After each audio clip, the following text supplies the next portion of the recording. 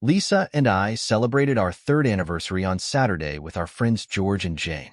Their third anniversary was, not coincidentally, the weekend before. My name is Jim, and in college George and I were first-year roommates. George was in accounting and kept on raving about this woman in some of his accounting classes named Lisa. He managed to ensure that he was in project teams with her and that they were in the same study group. He hadn't had a girlfriend before, nor had he been on many dates, so basically did everything he could to spend time with her doing classwork, except asking her out on a date. I kept telling him that he should ask her out, but he kept bailing whenever he had the chance. Look, you like this girl, just ask her out. You see her every day, she hasn't been pushing you away from doing classwork together, so she at least doesn't find you too annoying. I kept telling him, but if I screw up, then maybe I'll lose her as a study partner. It was always his chicken shit excuse. I had a brainwave for him. Look, she is also in residence, so she also has a roommate, right? I asked. He hesitated, I guess. Well, ask if Lisa and her roommate want to join us for dinner and drinks Friday night. Then it is just a bunch of people getting together, not a date. For some reason, that logic clicked in George's brain and he asked her. She and her roommate said yes. We had an amazing time. Lisa's roommate's name was Jane. While Lisa was a classic knockout, Jane was that girl next door type that you lusted after, and then she and her family moved away just when you were going to make your move. The four of us hit it off and started to do all kinds of social activities together. As time went by, I gravitated more to Lisa and George to Jane. After graduation, George and Lisa got jobs at one of the big accounting firms in town. Jane started to work as a dental hygienist, and I got a job as an insurance claims examiner. We found an apartment building close to downtown that had two two-bedroom apartments a few floors apart. Lisa and Jane got one and George and I got the other. Of course, the living arrangements didn't last long. George was spending so much time at Lisa and Jane's place and Lisa was spending all her time in George and my place that we just updated the names on the leases and Lisa moved in with me and George moved in with Jane. Of course, we had pretty much done everything together. So on a trip to Jamaica for the four of us, I proposed to Lisa and George proposed to Jane. Now, we weren't going to have a joint wedding, but we did have our weddings a weekend apart, and then the four of us went on a joint honeymoon in Hawaii. We had a great time doing things together during the day, but evenings and most dinners were just as couples. Our life goals were the same. Work 4 or 5 years to save for a house and then the kids a few years later. Things went great until the Wednesday morning after our anniversary dinner. You see, thanks to COVID, George, Lisa and I got to work from home 2 days a week. I know we are all just blocks from our offices, but why not have the opportunity to sleep in 30 minutes more in the morning and work wearing shorts and a t-shirt a couple of days a week? We had set up the second bedroom in our apartment as the office. Lisa worked from home on Mondays and Tuesdays. I worked from home on Wednesdays and Thursdays. Perfect. No conflict of us working from home at the same time. Lisa had already left for work, and I was making the bed in our room before heading to my office. I noticed something under the bed. I reached under the bed and pulled out a coin. Okay, a coin. There was nothing special about that, except we cleaned the bedroom on Sunday, and I knew it wasn't their Sunday night. I looked at the coin and I recognized it. You see, when George was a boy, his grandfather always gave his grandchildren a silver dollar whenever they visited. George's grandfather passed away while George was in high school and I knew that George always carried that last silver dollar with him wherever he went. I saw it enough while we were in college that I knew the year and every mark that had been made to that coin. This was George's coin. I sat on the bed and just stared at it. How could George's coin end up under my bed? George and Lisa worked together. Lisa worked from home on Mondays and Tuesdays. George worked from home on Tuesdays and Thursdays. George must have been in Lisa and my bedroom on Tuesday. They lived 2 floors down. I got a bad feeling. Now, I know George and Lisa usually eat lunch together when they are at the office. They typically go out and buy lunch on Wednesdays. So, maybe he just came up for lunch yesterday, and for some innocent reason was in our bedroom, and the coin fell out of his pocket and under the bed. This may be nothing, but I needed to know for sure. I went to the office bedroom. I had a meeting first thing, so I tried to push these doubts aside. I hid the coin so Lisa wouldn't find it. I thought it better to keep a hold of it for sure, and then if this is nothing, then I'll just miraculously find it and give it to George. My first call was with my manager, Samantha. Samantha was a hoot. She was about 10 years older than me. She was married to an auto mechanic with 3 young daughters. I doubt that Samantha is 5 feet tall, and her husband is 6'6". They make an interesting couple. The 3 daughters are all daddy's girls. I get on the call with her. She also works from home on Wednesdays and Thursdays. Our company has a policy that all calls must have the camera turned on. The call starts. Samantha takes one look at me and gets a concerned look on her face. "What's wrong?" she asked. I pause. Do I want to get into this? Samantha has been a good sounding board since my mother passed last year. I'm not sure, I said. Well, I found this coin under my bed, and I know that it belongs to my friend George. It is a coin that his grandfather gave to him. She looked at me over the call. And you are wondering what George was doing in your bedroom? Exactly, I solemnly said. George lives in an apartment 2 floors down with his wife, and Lisa and George both work from home on Tuesdays. So, if those two are doing something that they shouldn't, then there is an opportunity to do it. And you don't want to ask her because that could cause issues because it makes your wife think you don't trust her. Yes, I said, the coin has put some doubt in my mind. But if it is nothing, then I don't want to stir anything up. Is there a way you can check to see if they are doing something inappropriate on Tuesdays? I noticed that both of us had been staying away from the word cheating. She paused. You know, my husband had an issue with a worker stealing car parts. Although he had security cameras, the parts were disappearing out of a corner of the shop not covered by the cameras. He bought a battery-powered camera that was easy to hide. Do you want me to see if he still has it? For the first time, I smiled. A potential solution to the doubts in my mind. That would be great. It would give me peace of mind. If not, there is an electronics store around the corner from the office. I could pick one up when we are in the office on Friday. She smiled back. I'll ask him, and then if it is available, bring it in on Friday. Samantha, thanks. I'm sure that this will just show you that there is nothing to worry about. Now that I had a plan, we got onto the job. I tried to push the coin out of my mind that night and try to be as normal as possible around Lisa. She didn't seem to notice that anything was different, so we went on with our evening as normal. I wasn't my usual self Thursday night. As much as I tried, the coin was eating at me. Lisa asked, and I just said that there was a health claim at work that was getting to me. Lisa knew that sometimes some of the claims had tragic stories behind them and that sometimes it bothered me. She asked if I wanted to talk about it. I said no and smiled at her to reassure her. On Friday, Samantha brought in the camera. It was small, so easy to hide. She showed me how it worked. I had to visit my father on Saturday. This gave me an excuse to not be around Lisa for the day. He needed some help cleaning up that attic and moving some things around the house, so I would be gone all day. I also remembered that Jane sometimes worked Saturdays at the dental clinic, so if anything untoward was going on, Saturday would be another opportunity for them. While Lisa was going to the bathroom Friday night, I managed to set up the camera in our bedroom.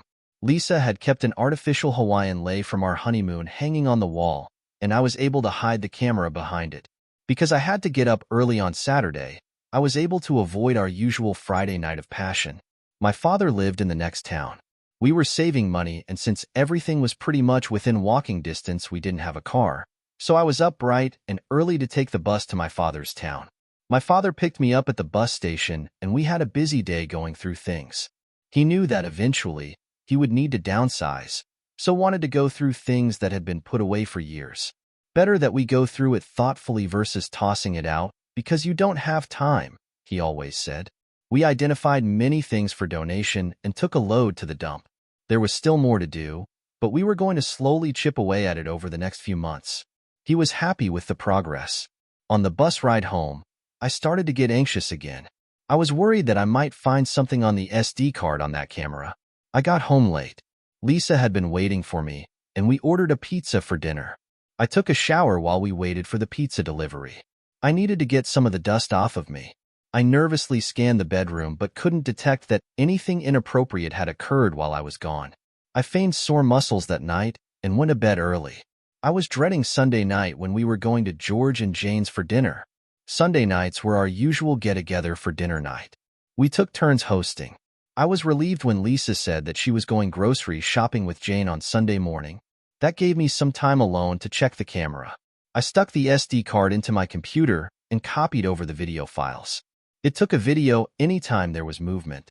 It captured us going to bed Friday night and then me getting up Saturday morning to go to my dad's. Jane usually starts working at 9 on Saturdays. Then the moment I was dreading happened.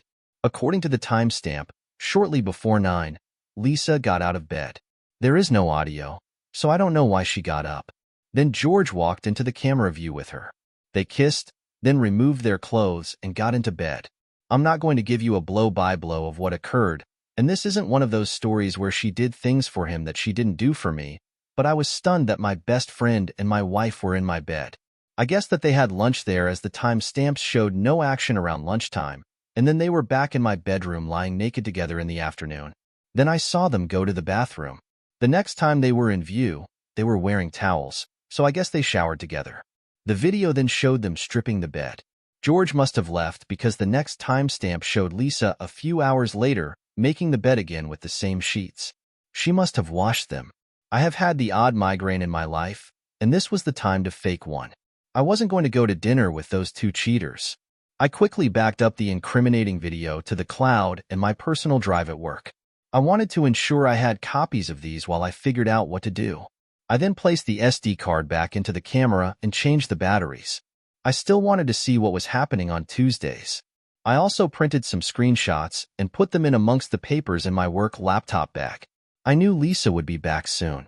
The migraine medication that the doctor had prescribed for my migraines came in blister packs, so I opened up 2 pills, flushed them down the toilet, and then left the blister pack on my bedside table with a mostly empty glass of water.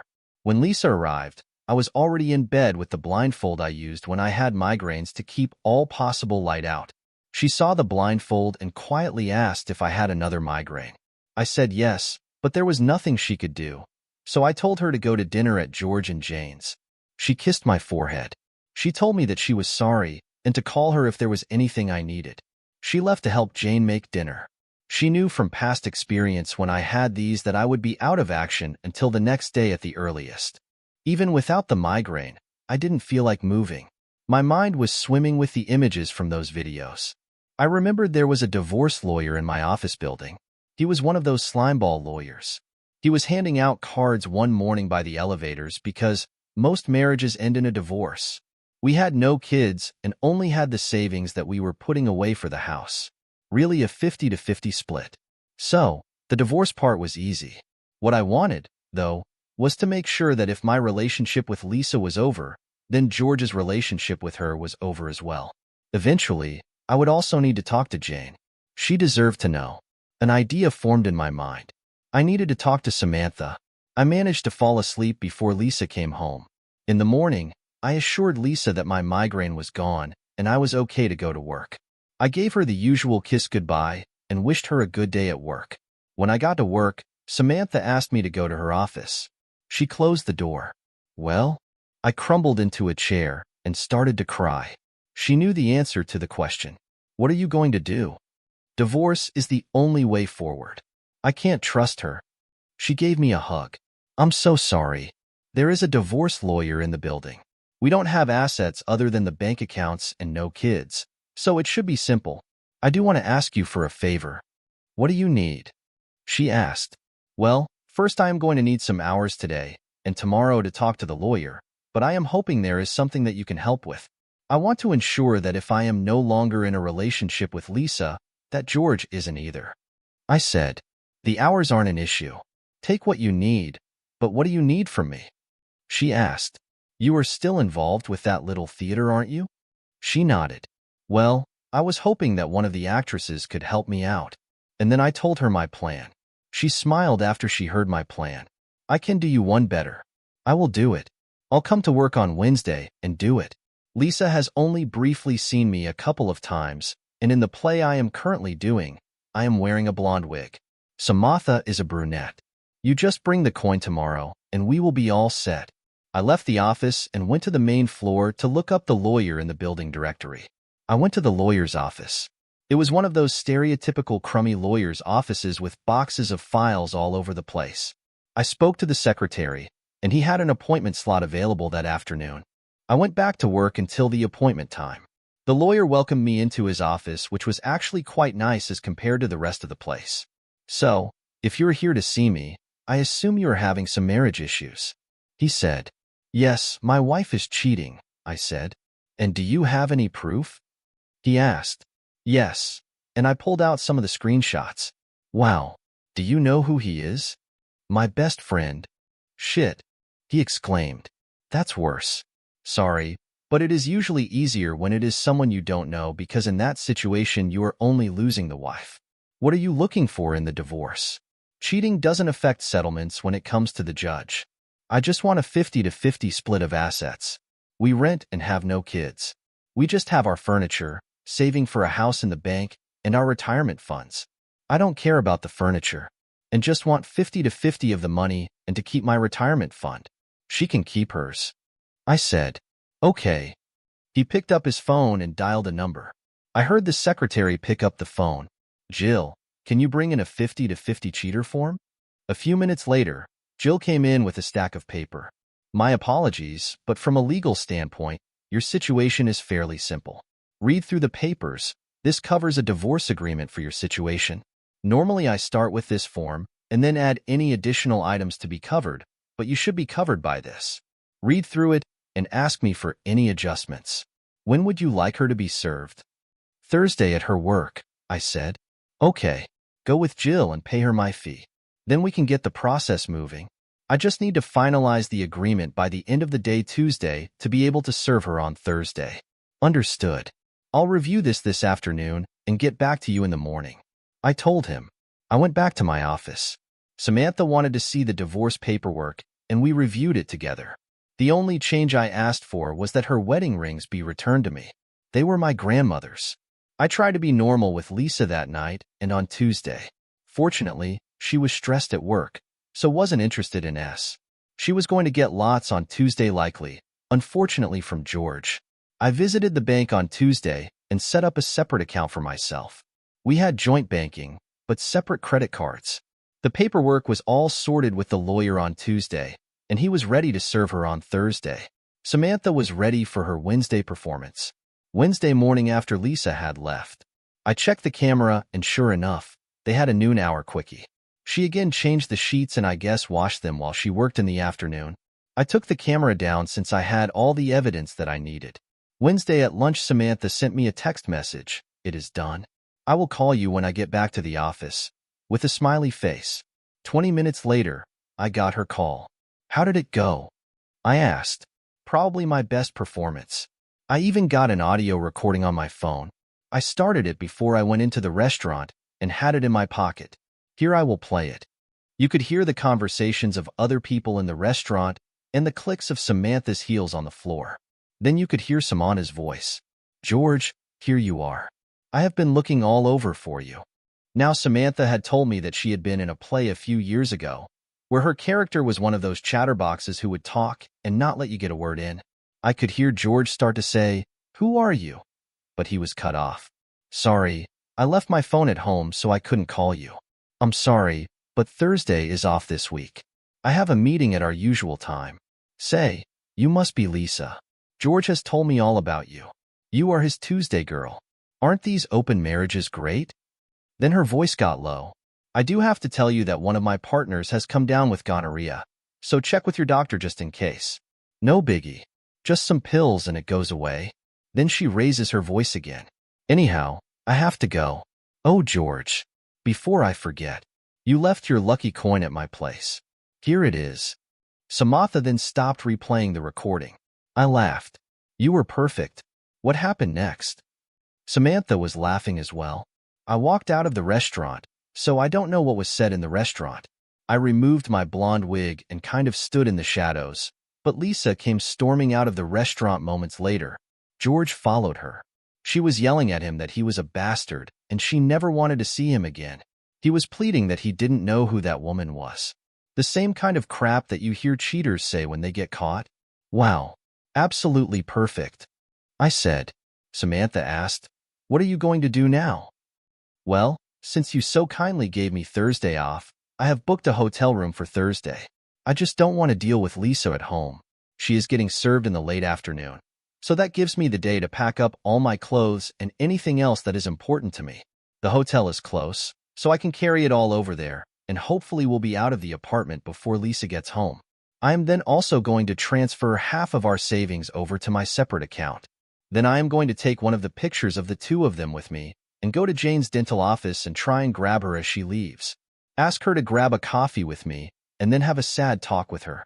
I said sadly, I'm not looking forward to that part, but she needs to know. What about tonight with Lisa?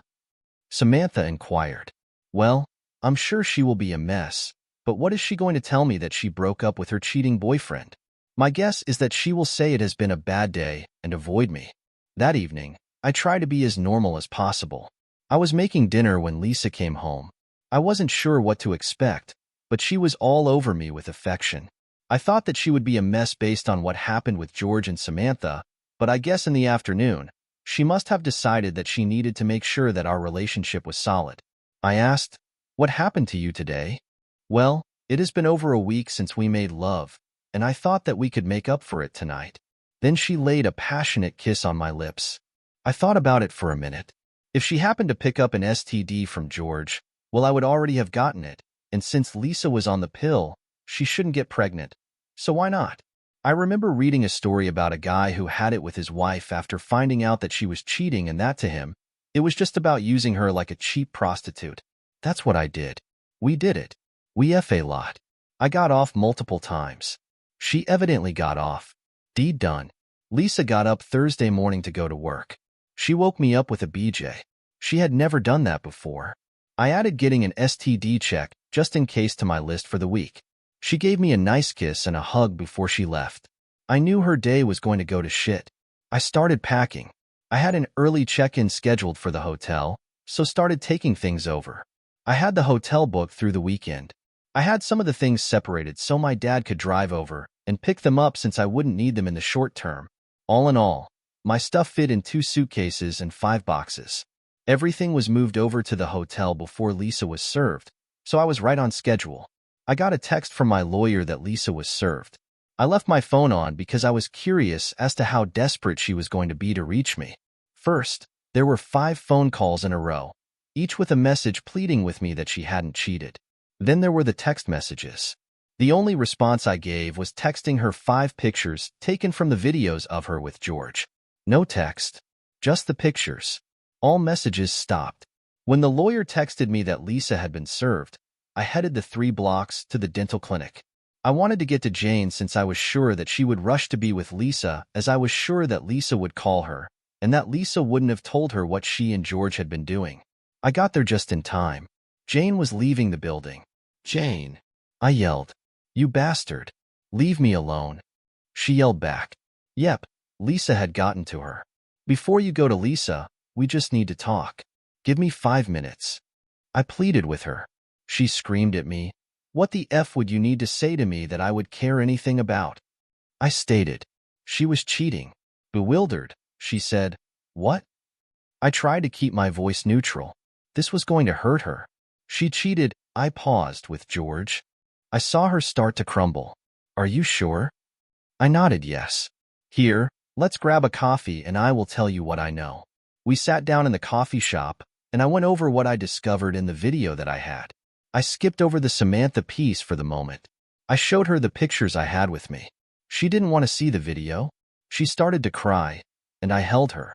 The fallout was huge. Lisa wanted to get away from George, so didn't contest the divorce. She immediately requested a transfer to a different city, so she wasn't in the same office with George anymore. She moved out of town by the end of the following week. I was then able to move back into the apartment. Jane kicked George out of her apartment, and he tried to fight the divorce. He showed up drunk several times at their apartment, banging on the door, begging to see Jane. Jane didn't feel safe, and once I moved back to my apartment, she moved in with me. I slept on my sofa bed so she could sleep in my bedroom. George eventually gave up and gave her the divorce. Lisa had filed a harassment grievance against George with their company's HR department.